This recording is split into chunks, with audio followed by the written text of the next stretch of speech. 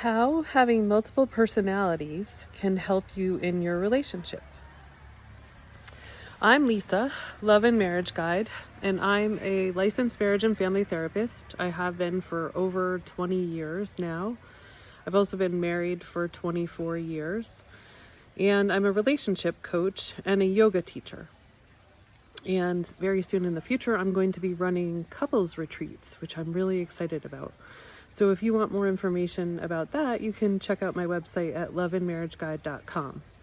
But this video is about how multiple personalities can help your relationship.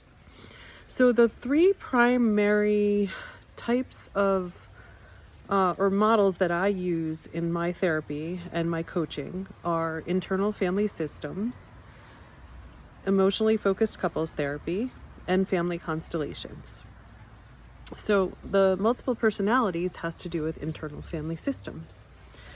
And I find this model very helpful because it's all about understanding all of our parts and loving all of our parts and finding their place. So in this particular model, we have a higher self that's always been with us, and when we meditate, we kind of get in touch with that higher self, that quiet, observant, loving presence within us, and that's connected to everything. And in internal family systems, the idea of the model is that we have these wounded child parts that we stuff in our basement because we don't know how to take care of them when we're young.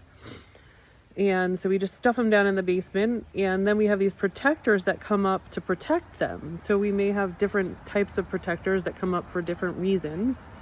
And when we're in a fight or an argument with our partner, those protectors are usually what comes up and gets us into that argument. And this is a cycle that I have seen. I'm going to give you an example of it in your couple or your relationship. Any relationship. It could be your couple or your partner, and it could be your siblings. It could be your family. But a lot of us have this tendency to, we experience energy, we feel things. We don't always know what they are, and we react to them before we actually can process them and take care of them. So in this particular cycle that I've observed a lot where people get into trouble is we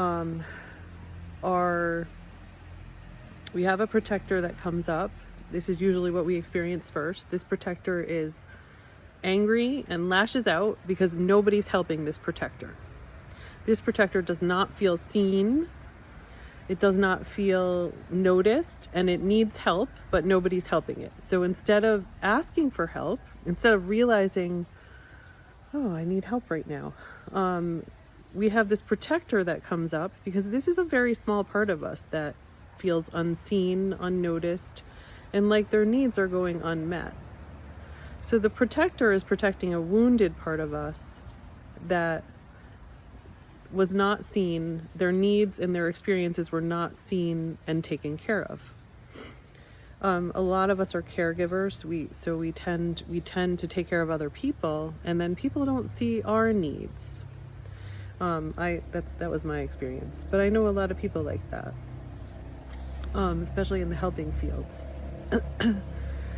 And we actually have learned, us helpers have learned that a lot of times that we learn to neglect our needs and pretend that they're not there because everybody else didn't see them. So we don't see them sometimes. So understanding that you have this part of you that does have these needs, and it's a very small, young part of you, but it also is here today, and it experiences those same things in relationship. So a lot of times this happens in couples relationships, and I see this as a problem. But I think using the internal family systems idea that we have these different parts of ourselves can be very helpful.